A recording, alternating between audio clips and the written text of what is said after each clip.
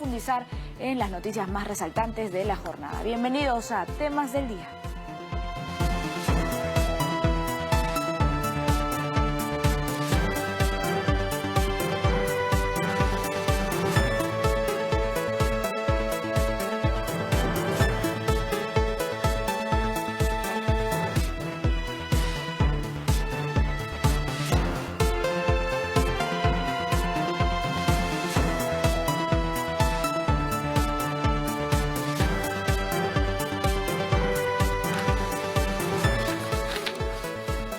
Bienvenidos a Temas del Día y acompáñennos a revisar cuáles son esas noticias más resaltantes de la jornada. Vamos a empezar con el tema de la presidenta de Brasil, Dilma Rousseff. ¿Qué está pasando en Brasil? Pues que ha sido suspendida por 180 días, pues la Cámara de Senadores decidió iniciar este impeachment, este juicio político en contra de Dilma Rousseff. Vamos a conversar sobre qué significa esta acusación o este juicio político en general para nuestra región, qué significa este impeachment en una democracia. Más adelante vamos a analizarlo.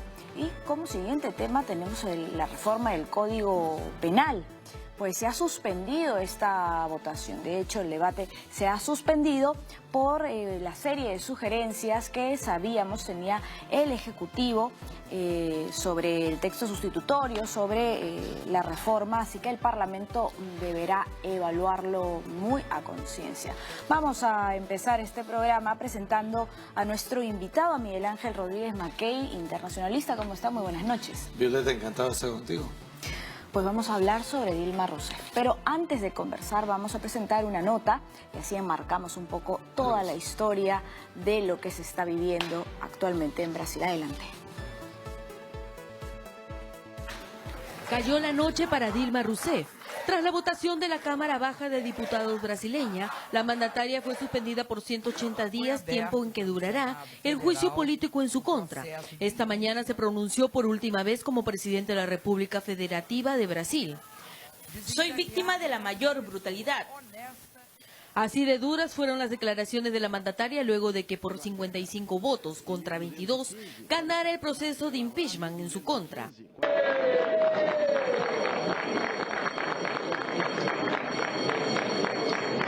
Não 22. O parecer foi aprovado. La maratónica sesión demoró casi un día en culminar con un resultado que se veía venir desde hace semanas. La presidenta de Brasil sería enjuiciada por crimen de responsabilidad por encubrir presupuestos y engrosar arcas con préstamos de bancos estatales durante su campaña a la reelección de 2014. Horas después de conocerse su futuro para el próximo medio año, Rousseff se dirigió al pueblo desde el Palacio de Planalto, reiterando su mensaje de inocencia escuchado en los últimos meses. Se ha cometido la mayor de las brutalidades, que es la de condenar a una persona siendo inocente. Aseguró que lo que se está vulnerando no es su mandato, sino la democracia y el voto de 54 millones de ciudadanos.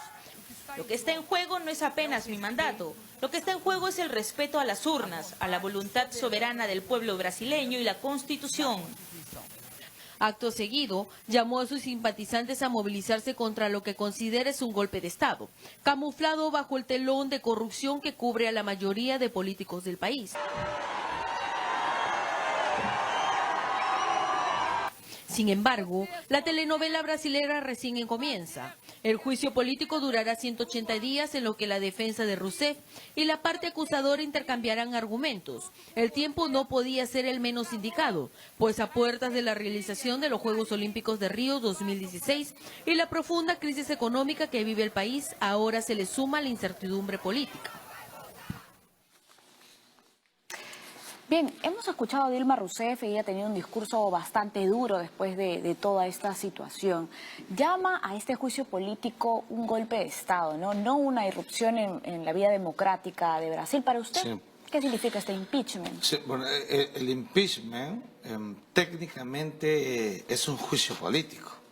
Y el juicio político, el estado natural del juicio político es en el Congreso Nacional del Brasil, que es el Parlamento Nacional.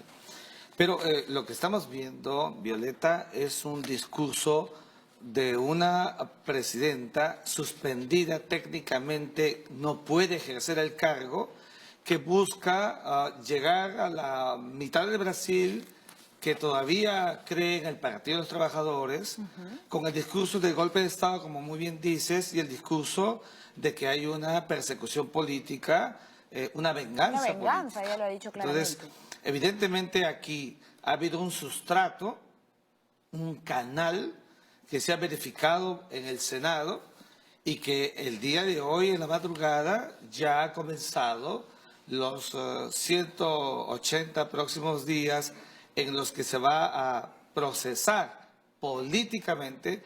Ella tendrá que mostrar un descargo, pruebas, testimonios, y los acusadores, que son la oposición, tendrán que decir lo mismo. Y esto justamente es lo que otorga el canal democrático, porque el impeachment está consagrado en la Constitución política de Brasil.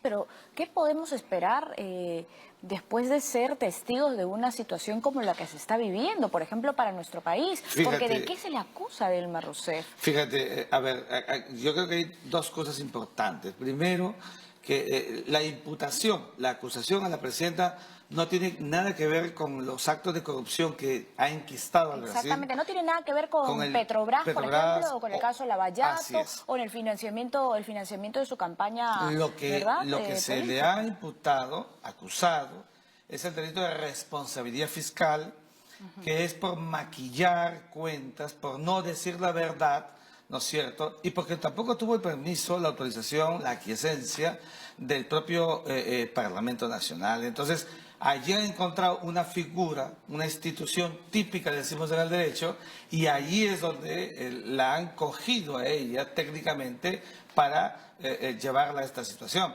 Pero, digamos, el escenario mayor es que en estos momentos en Brasil existe pues una crisis devenida de una secuencia política, ¿no es cierto?, que ha implicado, fíjate, no solamente la presidenta, estamos hablando del defenestrado presidente de la Cámara de Diputados, Eduardo Cunha. Estamos hablando ahora... Quien aceptó además esta acusación, así es, ¿verdad? Estamos hablando ahora también, fíjate, del vicepresidente, Michel Temer, que asume interinamente la presidencia y que también está cuestionado. Y que tiene un 2%... no goza digamos, de ninguna aprobación. Mucha simpatía popular, independientemente claro, entonces, la clase política en el Brasil hoy es objeto de grandes cuestionamientos. Y esto sí genera pues una suerte de crisis, de desvalor, cuyas implicancias, calcula Violeta, para el gigante sudamericano, para la séptima economía del planeta, la segunda potencia del continente, con 180 días tener un presidente interino genera desestabilizaciones e impacta de manera directa o indirecta. Ya mismo, por ejemplo, es el caso del Mercosur, que es la hiper más importante economía regional que tenemos en Sudamérica. Y ahí está Argentina, que tiene una relación, ¿no es cierto?, bastante, pero bastante entrelazada. Cercana, ¿verdad? Uruguay también. Uruguay. Y el caso peruano, por ejemplo, nosotros somos un país importante, tenemos una alianza estratégica con más de 12 años, ¿no es cierto? El tema de la bioceanidad, la mirada hacia la cuenca del Pacífico, todas estas cuestiones que son importantes, que están en la política exterior peruana, se están deteniendo, Violeta, para atender la crisis política que en estos momentos vive el Brasil. Cuando la agenda debería, por ejemplo, ser para ellos los BRICS, que son la comunidad de estos países que son la base aleatoria de lo que viene haciendo Estados Unidos y la Unión Europea, donde está la China, donde está Sudáfrica, donde está Rusia, pero todo este marco de acciones están el día de hoy subordinados para superar el estrago político que le ha pasado a la presidenta y que le está pasando a todo el Brasil. Claro, leí una columna de opinión en El País y llamaban a Brasil como el espejismo, ¿no? Sí, yo creo que, y la he leído yo también, en verdad le está pasando eso al Brasil. O sea, hay una suerte de entelequia, de quimera, ¿no es cierto?, donde los propios actores visibles han colisionado con sus propios actos, donde el Brasil está ahora dividido. Mira la secuencia de actos. Hoy ha habido juramentación del presidente interino a sus nuevos ministros, a su nuevo gabinete. No hay mujeres, por cierto. No hay mujeres, sí. Y pues, pero, digamos, estas manifestaciones que pueden provocar en los siguientes días movilizaciones, polarizaciones. Si no, mira el discurso de Dilma Rousseff en la mañana. Es un discurso durísimo en el que está llamando la atención de cómo es posible que a una jefe de Estado, una presidenta elegida democráticamente, se le lleve a una situación de esta manera, con un monopolio del control en el Senado por parte de la oposición. Ella llama a eso una situación grave que pone evidentemente en colapso al Brasil y que no es un buen ejemplo para nada para las demás democracias. Es una posición política evidentemente que se ha hecho manifestar y a la que además en las últimas horas también hemos visto que se ha sumado el propio secretario general de la OEA, ¿no? El señor Almagro. Él ha criticado esta situación. Y claro, y está llamando. Entonces, esto nos da pena. Y evidentemente porque a nadie le puede causar gracia que un jefe de Estado sea defenestrado, sea llevado a una situación como la que en estos momentos ella tiene, está mediatizada, es presidenta del Brasil, pero no ejerce el cargo. Claro, ella no va a renunciar además a su cargo, ella se ha mostrado además en pie de lucha, ¿no? Sí, ella ha dicho que no va a renunciar, vamos a esperar el tenor del impulso del juicio político. Claro, el desenlace. Vamos a ver, tenemos un gráfico para poder explayarnos y explicar un poco cómo se ha desarrollado este proceso de destitución presidencial de Dilma Rousseff. Aquí lo estamos viendo, si me acompaña Miguel Ángel Rodríguez Mackey. El paso número 1, la Comisión Especial de Diputados. ¿Qué sucedió, verdad? Se recomendó abrir un juicio político contra Dilma Rousseff. Ese fue el primer acto. Exactamente. En la Cámara de Diputados, ¿no es cierto? Exactamente. ¿No? Luego vemos la votación, que fue una votación además muy interesante. Había hasta una valla luego para que no discutieran más. Claro, y luego de que la Comisión de Diputados recomendara que vaya a un proceso de votación, porque esa es la calidad que tiene la comisión. Y entonces hubo la votación, que fue una votación bastante mayoritaria, ¿no? Que sobrepasó los 300... Ampliamente a favor, amplio, por muy supuesto. amplio. Luego viene esta comisión especial de senadores, la votación aquí en esta Cámara de Senadores, y se inicia pues el juicio político con 55 votos a favor, 22, tan solo 22 en contra. El apartamiento, que es lo que estamos viviendo actualmente de Rousseff, ¿verdad?, que ha sido separada de su cargo, y en las próximas horas me imagino pues saldrá también de Palacio, porque ha estado sacando sus cuadros, sus pertenencias. Ya salió de Palacio, de Planalto ha salido, que es la casa de gobierno donde despacha el jefe de Estado, pero mantiene la residencia, que es el Palacio de la Alborada. En el Perú no es así. En el Perú el jefe de Estado vive y despacha en el Palacio de Gobierno. En el Brasil es distinto. Y entonces, claro, ella mantiene su estatus de jefe de Estado sin ejercicio, cobrará durante los próximos 6 meses la mitad del sueldo, contará con un personal bastante limitado para las cuestiones que ella puede hacer, ninguna de ellas sobre responsabilidad del Estado, porque ha sido apartada hasta que se produzca este juicio en votación. Y la votación, Violeta, será una votación donde, para que sea destituida, tendría que producirse los 2/3 de los 81 senadores. Esto es 54. Cuando llegue ese momento, yo siempre hago la pregunta que vengo haciendo en estos días. Lo mismo que le pasó a Fernando Collor de Mello, te acordarás, en 1992. Es decir, claro, no es la primera vez que ocurre en Brasil. Claro, minutos antes de la votación en el Senado, cuando ya había pasado todo el proceso político, se elevó un informe y entonces iba a comenzar la votación, Fernando Collor de Mello sale y le dice al país que renunciaba. Lo que evidentemente Dilma ha dicho que no va a renunciar. Habría que esperar y ver, Violeta, el tenor del mismo proceso, la carga de la prueba que van a presentar los miembros de la oposición, porque ella, en realidad, que es acusada, no tiene que demostrar defensa. Esto es muy importante. La imputación, la carga de la prueba la tienen quienes la acusan. Ella esperará la acusación y a partir de allí comenzará a defenderse. Porque en todo el proceso, aun cuando esté ella en un juicio político, surge siempre el principio de presunción de inocencia que le asiste como jefe de Estado. Bien, luego vamos a comentar un poco más sobre Michel Temer, un traidor, si es un traidor como lo ha dicho Dilma Rousseff, si es de temer también. Escuchábamos antes un audio en el que él se anticipó a todo este impeachment y daba incluso su discurso, ¿verdad?, para asumir el cargo. Bueno, luego vamos a conversar de esto, hacemos una brevísima pausa, pero seguimos aquí analizando los temas del día.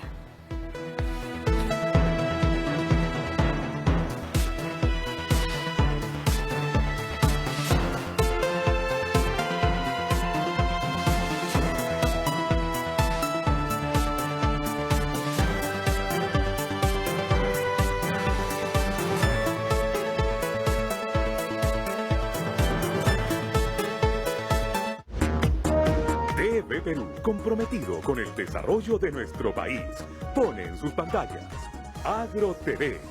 Promovemos el crecimiento del sector agrario, dando a conocer lo último en tecnología, innovación, casos de éxito, adelantos y muchos consejos de gran utilidad para tu trabajo. Agro TV. Síguelo en TV Perú 7.3, de lunes a viernes a la 1 de la tarde en 7.3 Noticias Regional.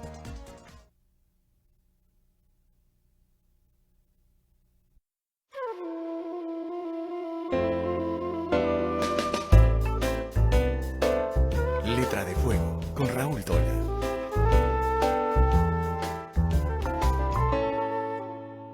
Bienvenido a Letra de Fuego, donde apasionados por la lectura nos guían a través de sus libros favoritos y de sus propias obras.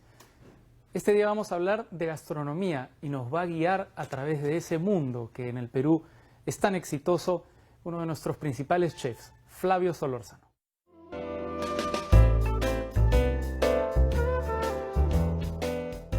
Este libro lo descubrí en una librería en California, tenía definitivamente el título en inglés, pero siempre fue difícil para mí porque ya el inglés es otro idioma y a nivel científico casi, digamos, de alguna manera, aunque está aterrizado para cocineros, era complicado, hasta que apareció esta edición que ahora está disponible en muchos lugares y explica básicamente las propiedades de diferentes productos y los procesos, explica de una manera simple y muy detallada los procesos culinarios que de alguna manera los cocineros los aplicamos. Es una enciclopedia de alimentos que explica de manera detallada las características de productos, desde productos sólidos, líquidos, y la transformación que estos sufren al momento de ser cocinados. Es, creo que, un nivel de detalle mayor al simplemente hecho de cocinar.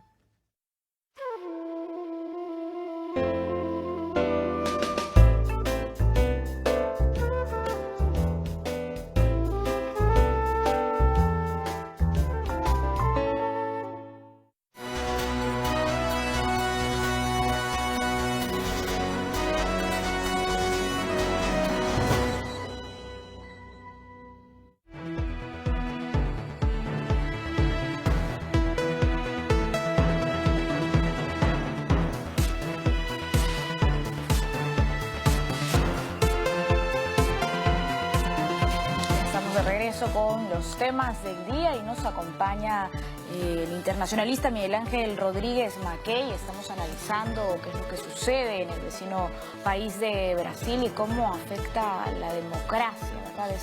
Este juicio político. ¿Es saludable estar atendiendo un juicio político, esta destitución de Dilma Rousseff? Pero por supuesto que no. Lo que hay que afirmar y afianzar, Violeta, es la institución tutelar del jefe de Estado. Un jefe de Estado no solamente representa a la nación, que podemos hacerlo tú, yo, cualquiera de los que estamos en este canal, sino que lo que hace el jefe de Estado es personificar al Estado. Y personificar al Estado significa que el Estado se hace persona humana. El presidente come, habla, canta, baila, se relaciona. Las cosas que dice comprometen. Y por eso hay que cuidar la institución presidencial. Y de manera que lo que está pasándole al Brasil preocupa. Y nadie quiere que sea un antecedente de nada en la región. Claro. Michel Temer ahora asume este cargo, pero sin haber recibido pues el voto de los más de 50 millones de votantes que tuvo Dilma Rousseff, por ejemplo. Él ha dado un discurso, ha hablado de abrir paso a las asociaciones privado-estatales, ¿verdad? Sí.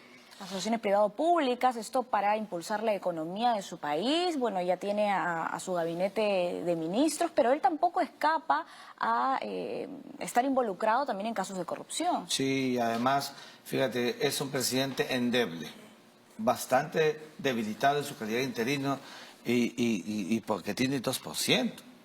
Un jefe de Estado con 2% de aprobación, cualquier cosa puede sucederle. Por ejemplo, ya mismo, mientras tú y yo estamos conversando, he recibido la información de que pretenderían al presidente también iniciarle un proceso de impeachment. ¿Qué significa esto? Que si durante el lapso de estos próximos meses, sin llegar a diciembre, prosperara el mismo itinerario que le hemos visto a la presidenta, es decir, Cámara de Diputados, Senado y juicio, lo que va a pasar es que este señor va a terminar defenestrado y entonces va a tener que convocarse elecciones en el Brasil. Y si acaso esto se realiza después del mes de diciembre, enero, febrero, marzo, lo que va a pasar es que se tenga que elegir a un presidente entre los miembros del Congreso Nacional brasileño. Entonces mira el tamaño de la crisis que en estos momentos tiene que afrontar el país.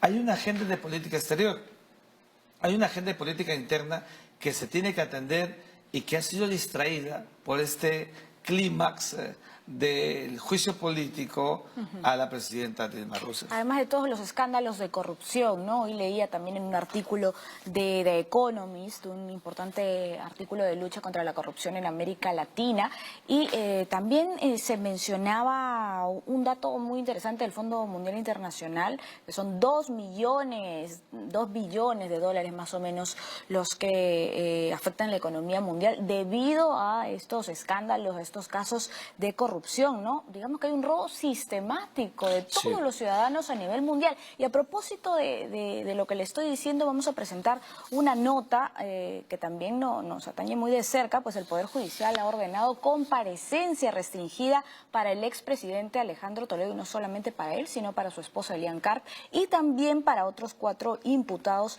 en el caso Ecoteva, y esto por el presunto delito de lavado de activos. Veamos la nota y luego lo comentamos. El titular del 16º Juzgado Penal de Lima, Abel Concha, dispuso comparecencia restringida para el expresidente Alejandro Toledo, su esposa Elian Karp, el empresario Joseph Maiman y otros 3 imputados por el caso Ecoteva. En los 8 meses que durará la etapa de investigación, el exmandatario y compañía estarán obligados a fijar un domicilio conocido y no variar de él sin previo aviso al juez. También deberán cumplir con las citaciones judiciales y pagar una caución de 5.000 soles cada uno. Para la defensa, esta medida no afecta a las libertades de los investigados. Él continuamente va y da sus conferencias, además es una de sus fuentes de ingresos principales, entonces en realidad si el juzgado pide que se le informe, se le informará. No hay ningún secreto, no hay, en la vida de Alejandro Toledo en ese extremo no tiene ningún problema. Luciano López, abogado de Toledo, volvió a calificar el proceso de arbitrario y de más de lo mismo. Aquí el quid del asunto es que la Fiscalía tiene que demostrar que estos fondos son ilícitos y más bien va a tener que entonces bregar duro para tratar de desvirtuar la documentación que ya vino de Suiza hace más de un año. Y sobre eso no se dice absolutamente nada. Por eso que les digo, es una investigación que está de más. El juez Concha decidió admitir la mayoría de actos de investigación propuestos por la Fiscalía, entre ellos la apertura de cuentas y transacciones bancarias de los imputados, así como el levantamiento del secreto bancario, tributario y bursátil de todos los investigados. Además, realizar las pericias económicas y valorativas de los 4 inmuebles del ex jefe de Estado y el movimiento migratorio de los 6 procesados. Por último, se dispuso a tomar los testimonios de todos los investigados y los representantes legales de las empresas Ecoteva, Ecostate Consulting y Ashland, y las declaraciones de diversos testigos, entre ellos César Almeida, Álvaro Vargas Llosa y otros. Bien, aquí se habla de un supuesto delito de lavado de activos, es decir, no estamos hablando solo de Brasil, estamos hablando de nuestro país, estamos hablando de Argentina, de Chile, de toda América Latina, del mundo en general, ¿no? También podemos mencionar Italia, España, etcétera. ¿Estamos siendo partícipes de esta frase que se ha hecho tristemente popular, roba pero hace obra, por ejemplo?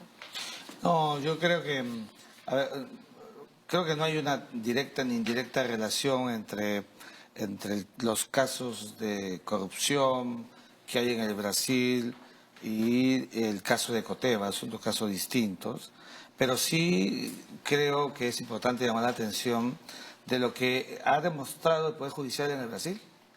Mira, en las últimas horas, la presidenta Dilma Rousseff presentó un recurso para suspender el proceso de votación que acaba de terminar esta madrugada.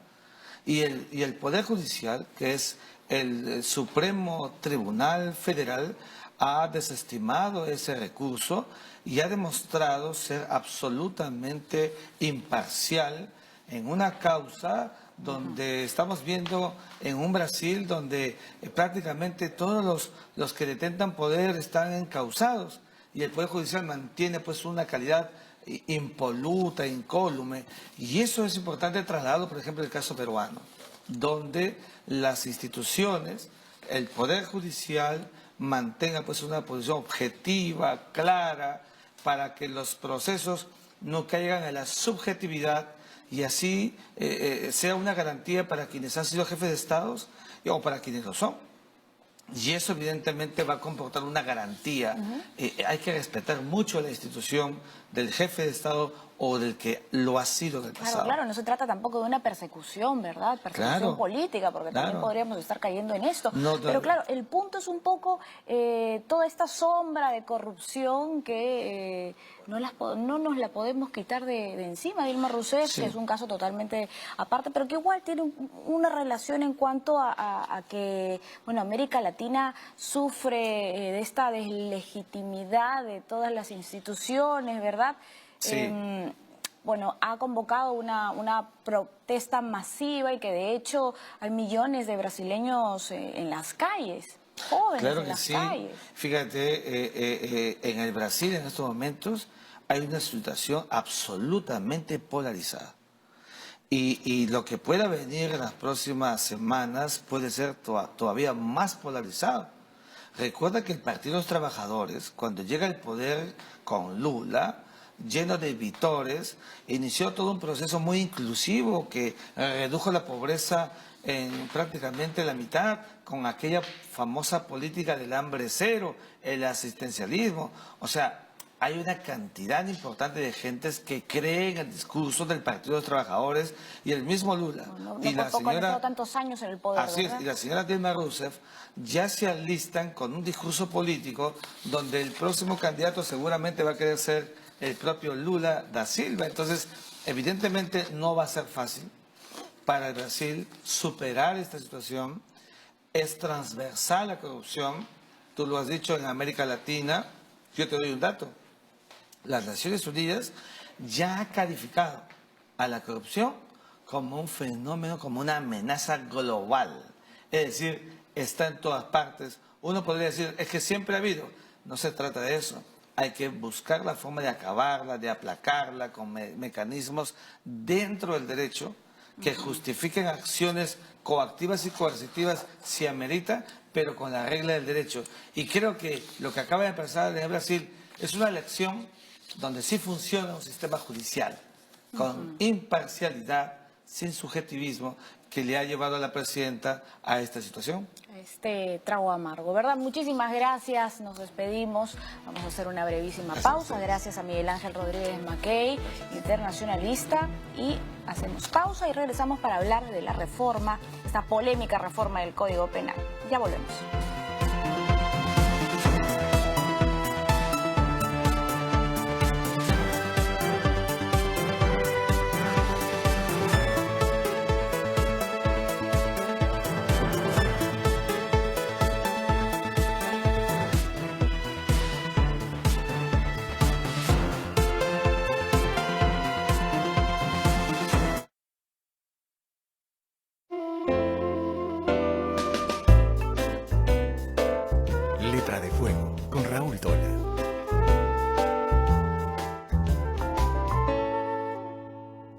¿Cómo están? Bienvenidos a Letra de Fuego.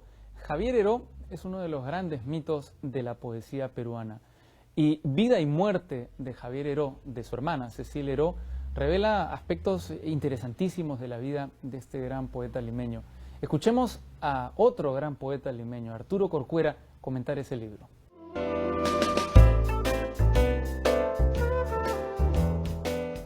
Recomiendo a los lectores el libro de Cecilia Heró sobre su hermano Javier. Abarca la vida y la muerte y su obra poética. El libro recoge un rico material que nos da una visión muy amplia de su poesía, de su entrega a la política, y trae mucha documentación sobre varios aspectos de Javier, sus poemas manuscritos, las cartas a su madre, a algunos amigos y la transcripción de algunas entrevistas que le hicieron en vida. Da una imagen muy amplia de la vida como poeta y como ser humano.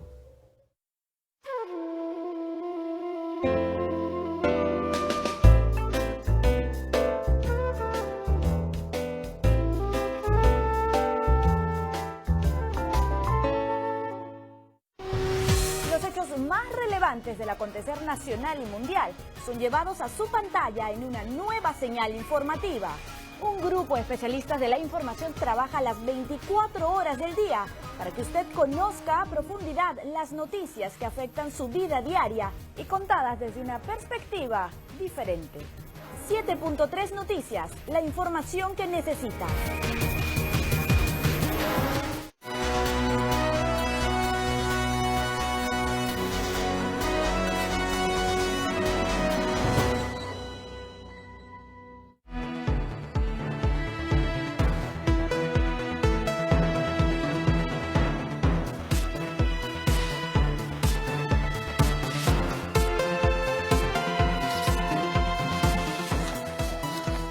Ya estamos de vuelta con temas del día y vamos a presentar a nuestro invitado. Es el decano del Colegio de Abogados de Lima. Presentamos a nuestro invitado Pedro Angulo Arana. Bienvenido. Vamos a conversar hoy sobre esta polémica reforma del Código Penal. Pero antes tenemos un enlace con nuestro compañero Dean Cárdenas, que se encuentra en el Congreso de la República y nos va a dar, por supuesto, más detalles sobre este debate que, bueno, fue suspendido, ¿verdad? ¿Cómo estás, Dean Cárdenas? Buenas noches. ¿Cómo estás, Violeta Reaño? Buenas noches. Y efectivamente, Violeta, amigos televidentes, un tema del día iba a ser el debate sobre el Código Penal. Sin embargo, cuando la expectativa de la prensa y de los propios parlamentarios estaba puesta sobre este tema, Juan Carlos Seguren, presidente de la Comisión de Justicia, hizo un anuncio que presentamos a continuación. El día de hoy estaba previsto, ya se había recogido los aportes del Poder Ejecutivo, de los parlamentarios. Sin embargo, a la 1 de la tarde nos ha llegado otro documento del Poder Ejecutivo con algunas otras recomendaciones, opiniones y aportes. En consecuencia, hemos preferido dejarlo para la próxima semana y poder analizar como corresponde e incorporar, de ser el caso, los nuevos aportes. Aprovecho, además, ya que por esta circunstancia vamos a postergar una semana, reitero el pedido a todas las instituciones que tengan a bien aportar, opinar, criticar el dictamen que es de público conocimiento. Violeta, nosotros le consultamos al parlamentario acerca de si iba a ampliar el debate, iba a escuchar a otros actores que tienen que ver con este tema. Él dijo que ya se había hecho esta consulta. Sin embargo, nosotros tenemos entendido que el Colegio de Abogados de Lima, por ejemplo, ha pedido que esto se posponga para el nuevo Congreso. Sin embargo, el legislador lo que señaló es que esto tendría que aprobarse en esta legislatura. Bien, es lo que dijo. Y para cerrar, Violeta, aquí se han aprobado 15 proyectos de ley. Uno de ellos es referido a la restauración de la casa donde creció y vivió José Gabriel Condorcanqui, Túpac Amaru II, en el Cusco. Esto es uno de los temas que han sido aprobados aquí esta tarde y que constituyen uno de los más importantes. Ya, como pueden ustedes apreciar, concluyó la sesión parlamentaria y por ello vuelvo contigo, Estudios. Muchísimas gracias, Vin Cárdenas, por esta información. Quisiéramos saber y preguntarle a nuestro invitado por qué esta urgencia de que en esta legislatura se apruebe esta reforma del Código Penal. En realidad es inexplicable y lo que diríamos es que precisamente lo que está sucediendo motivaría a pensar que no debería continuarse, porque si se están recibiendo sugerencias y estas sugerencias de inmediatamente se están admitiendo o hacen pensar, porque evidentemente si fueran superfluas, si no fueran pertinentes, serían dejadas de lado, pero si se está modificando hoy día el código, en realidad eso quiere decir que se reconoce que hay vacíos, se reconoce que hay errores, se reconoce que tienen que darse cambios. Pero la pregunta es la siguiente: si una institución, digamos el Poder Judicial, el Ministerio Público, el Ministerio del Interior, presentan sugerencias e inmediatamente esos artículos nuevos se modifican, la pregunta es, ¿dónde está la visión de conjunto? ¿Dónde está la filosofía del modelo? Uno no puede solamente porque una institución se pronuncie ya ingresa esto, porque cada una tiene una visión, tiene un perfil, pero el código como estructura tiene que tener una performance, detrás tiene que haber una filosofía, una visión, una política criminal, objetivos. Pero si cada uno presenta por grupos modificaciones, eso tendría que discutirse globalmente, no es solamente ya aceptar la modificación, sino ver en qué cambia la estructura del modelo, si hay desproporcionalidad, si hay incoherencias. La desproporcionalidad es lo que dice el Ejecutivo, ¿no? Y en honor a estas observaciones es que pues van a tomarlas en cuenta, pero durante una semana, porque la próxima semana se volvería a debatir. En una semana podrían incorporar estas observaciones y también incorporar otros aportes de la sociedad civil. Lo que pasa es que demasiadas personas, demasiadas instituciones han sido dejadas de lado. Por ejemplo, lo último que se ha dicho es que se aceptaron las sugerencias del Poder Judicial, Ministerio Público y del Ejecutivo vía Ministerio de Justicia. Pero después de estas tres instituciones que dieron sus sugerencias, dos se han manifestado en contra. El Ministerio Público, a través del Fiscal de la Nación, dijo mejor no, hay que esperar. El Poder Ejecutivo ya lo sabemos, varios ministros se han pronunciado. Entonces, solamente el Poder Judicial todavía no dice su palabra, pero en el interín ya muchos nos hemos pronunciado. Los colegios de abogados, todos, no solamente el Colegio de Abogados de Lima, fueron dejados de lado. Las facultades de Derecho, muchos penalistas que son reconocidos, autores de libros, quienes en otros momentos han participado en cambios normativos, también fueron dejados de lado. Y la pregunta es, ¿no tienen algo que decir?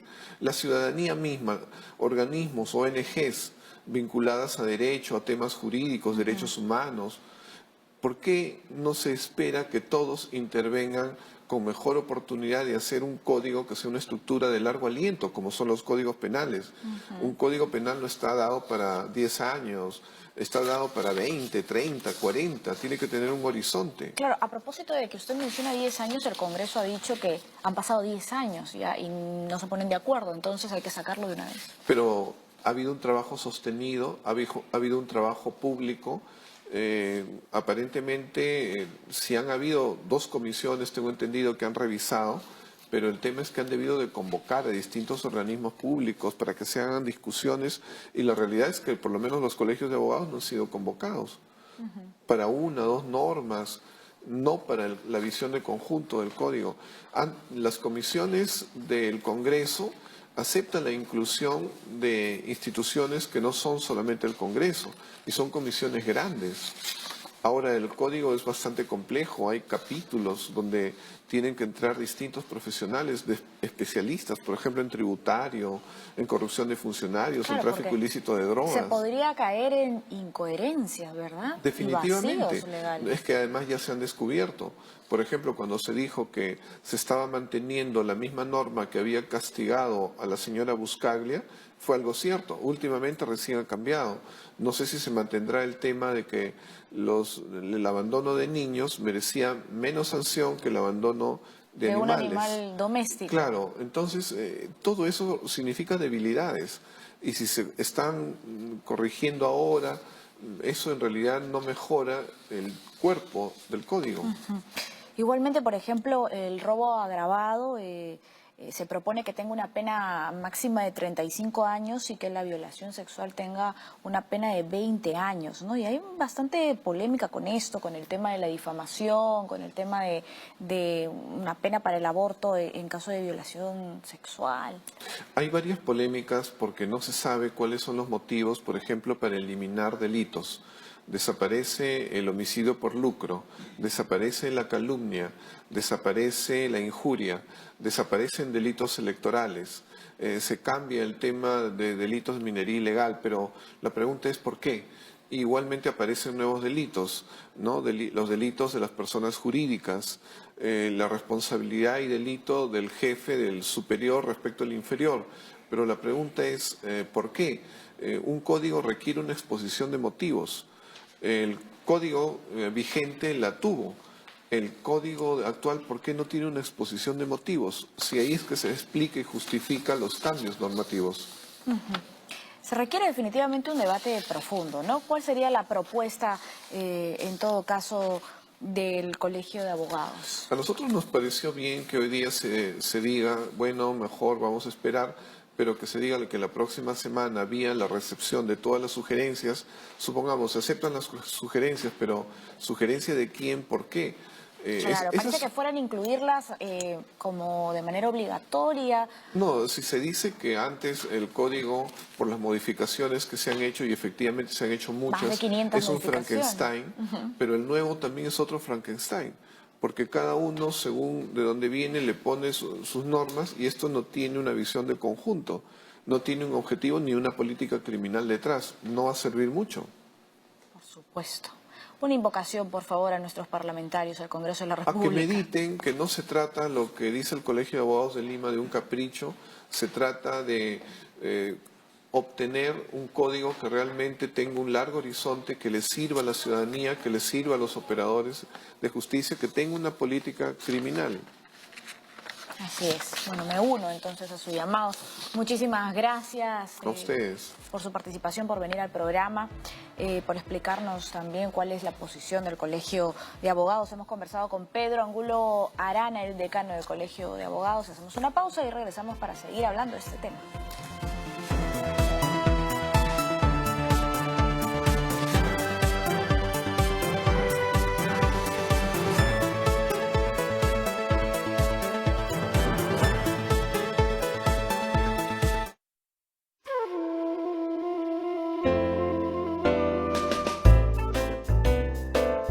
Letra de Fuego, con Raúl Tola.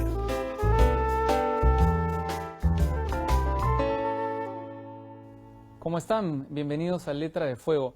Javier Heró es uno de los grandes mitos de la poesía peruana. Y Vida y Muerte de Javier Heró, de su hermana Cecilia Heró, revela aspectos interesantísimos de la vida de este gran poeta limeño. Escuchemos a otro gran poeta limeño, Arturo Corcuera, comentar ese libro.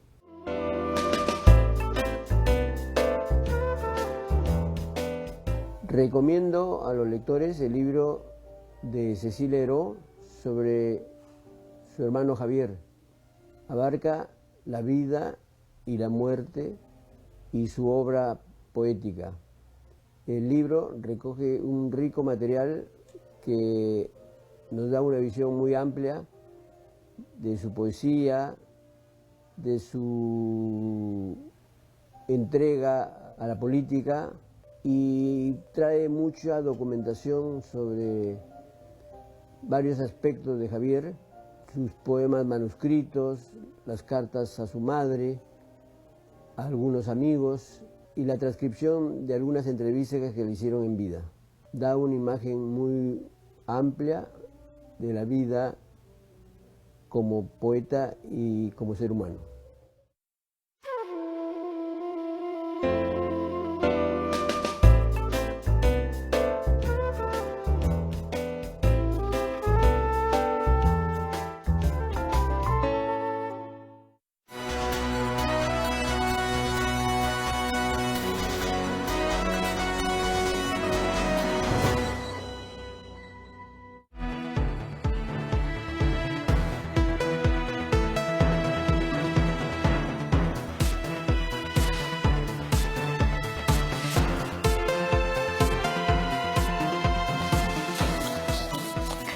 Estamos de vuelta con temas del día y continuamos profundizando en esta reforma del Código Penal. Nos acompaña Luis Lamas Puccio, abogado penalista. Bienvenido a este programa, la primera vez que lo tenemos aquí. Ya hemos conversado con usted muchísimas veces antes. Y en la pausa comentábamos, y es que, como nos decía el decano del Colegio de Abogados de Lima, ¿estamos mejorando el Código Penal o estamos volviendo, digamos, a lo que se llamó de manera mediática un Frankenstein, ¿no? Qué feo decir esto, pero bueno, se ha suspendido el debate. Tuvimos un colega del Congreso que nos dijo que la próxima semana se reanudaría todo esta polémica pues en el Congreso, ¿no?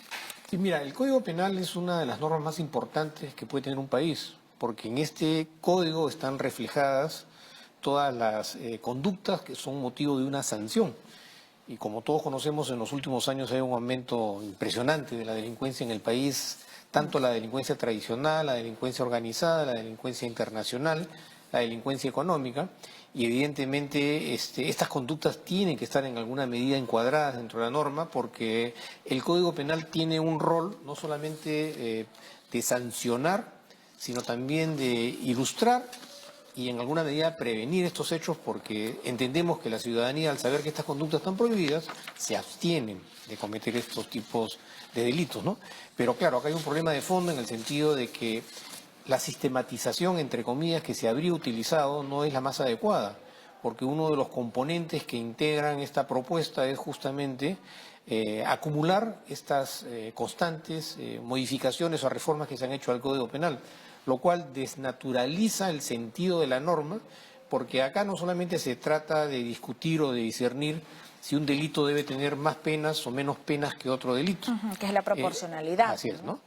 Va más allá. Claro, una de las reformas que está planteando, por lo menos así lo entiendo de su lectura, es que se incorporaría una pena indeterminada. Es decir, actualmente la pena máxima es la pena de 35 años o la pena de cadena perpetua para delitos muy graves. Pero al hablar de pena indeterminada estaríamos entendiendo que habría una sumatoria de penas.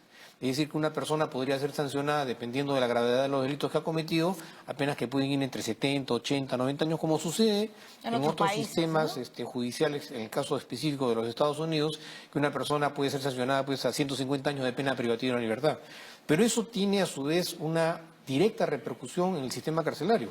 Es decir, en otras palabras, el sistema penitenciario en nuestro país está en capacidad de poder albergar personas que van a ser sancionadas a 90, 80 años, que casi es una pena de cadena perpetua. Entonces ya no hablamos de un delito como puede ser el caso del delito de secuestro seguido de muerte, que es un caso específico de pena de cadena perpetua, sino de delitos que en su sumatoria pueden acarrear penas que casi se convertirían en una pena de cadena perpetua. Claro, y el costo para el Estado que aquello implicaría, ¿no? Claro. ¿Por qué esa urgencia? Se lo preguntaba también al decano del Colegio de Abogados de Lima, ¿por qué la urgencia de debatir este tema en esta legislatura y no dejarlo para la próxima legislatura? Sí, claro, esa es una de las más importantes interrogantes que nos hacemos nosotros los ciudadanos, que tenemos derecho a opinar, porque al final de cuentas este código tenemos que cumplirlo. Pero claro, habiendo, si bien es cierto, una discusión, según lo que se ha informado, de larga data, en la cual habrían participado expertos, en las que se ha escuchado opiniones de los sectores involucrados, como el Ministerio Público, el Poder Judicial, lo real y lo concreto es que hay una percepción de que hay un apresuramiento o una premura para tratar a toda costa de promulgar este código. Con estos antecedentes que son pues preocupantes, porque no existiría ninguna garantía que el próximo Congreso, que va a entrar a partir del mes de julio, lo primero que va a hacer es modificar el Código Penal. Entonces esto genera, como ya sucede en la actualidad, una situación de inseguridad jurídica en términos absolutos, porque el Código Penal, si bien es cierto, tiene directa repercusión en las instituciones del Estado, en última instancia la sociedad civil, a través de sus órganos representativos, quien tiene derecho también a participar en este debate, y no solamente que el debate sea acá en Lima, porque este código se va a aplicar en todo el Perú. Claro, que sea descentralizado. Que se descentralice, como se han hecho otras iniciativas, para poder solamente el objetivo de estas objeciones es fortalecer un código para que en la medida de lo posible este código reúna un consenso democrático de todos los estamentos de la sociedad, reúna las experiencias y el conocimiento de una cantidad importante de juristas y de especialistas y de esa manera tratar en la medida de lo posible de lograr un código penal lo suficientemente consolidado para que en los próximos años sirva como una especie de brújula a la sociedad frente al aumento de la delincuencia, la violencia y la criminalidad internacional. En el Perú hay un problema acuciante de inseguridad ciudadana que no puede ser resuelto en esa expectativa ilusa de afirmar categóricamente de que cuanto más aumento a la pena privativa de la libertad, en teoría y entre comillas, los delincuentes o las personas que violan la ley se van a ver intimidados o disuadidos. Claro. Eso no ha funcionado. Claro, ¿el aumento de las condenas sería una medida disuasiva? No. No, porque si no, digamos, por lo menos en el Perú la delincuencia se habría estabilizado. Claro, habrá que ir también más allá del tema punitivo, ¿verdad? Ahora, usted dice que si bien el Congreso ha dicho que se han recogido opiniones diversas durante todo el tiempo que se ha venido pues conversando sobre esta norma, el Colegio de Abogados de Lima, a través de su representante, de Pedro Angulo Arana, nos ha dicho que, bueno, no, en realidad ellos... nadie les ha preguntado cuál es su posición, más que de manera mediática, como hoy podemos escuchar, por ejemplo, al decano de Abogados de Lima, ¿no? Y ONGs, por ejemplo, de derechos humanos, etcétera. Claro, la opinión no solamente del Colegio de Abogados, sino la opinión de los colegios de abogados de todo el Perú. De todo el Perú, ¿no? Pero claro, por lo menos son entidades que sirven como referentes importantes para analizar hechos de esta naturaleza. Y es justamente a través de estas instituciones que la sociedad civil adquiere una representatividad y puede emitir sus opiniones de manera sistemática, ordenada, ¿no? Pero en los términos, como se viene manejando esta decisión de tratar en la medida de lo posible a toda costa de promover el Código Penal, por lo menos a mí me llama poderosamente la atención porque, por no decirlo menos, han sido los mismos legisladores los que desnaturalizaron el Código Penal del año 1991 a través de una serie de iniciativas, una serie de proyectos de leyes, como también ha sido el Ejecutivo de los últimos gobiernos, ¿no? Entonces, no se puede estar manoseando de manera tan dispersa, ¿no? Estas normas, porque crea una situación de confusión, de superposición, de desorden, porque el sistema penal no solamente es el Código Penal. Estamos conscientes que también se está implementando un nuevo Código Procesal Penal, que es la metodología, entre comillas, a través de la cual se aplica el Código Penal. Entonces, tan importante como el Código Penal es el Código Procesal Penal. Sin embargo, también estamos viendo que en los últimos tiempos se ha reformado el procedimiento penal y el caso específico de la ley de inmediata por proceso en estado de flagrancia. Entonces, vemos que en realidad se están contraponiendo iniciativas que al final de cuentas generan mayor desorden y como resultado de ese mayor desorden, mayor impunidad y mayor inseguridad. Mayor desconfianza también, ¿no?, a la clase política.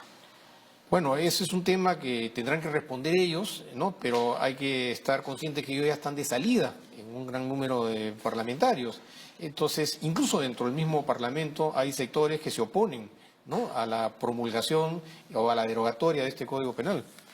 Bien, vamos a ver si en realidad solo una semana será suficiente para volver a someter a votación este nuevo Código Penal. Sabemos que no, en realidad. Muchísimas gracias a Luis Lamas Puccio, abogado penalista. Gracias por acompañarnos y nosotros nos despedimos hasta el día de mañana con más temas del día. Chao, buenas noches.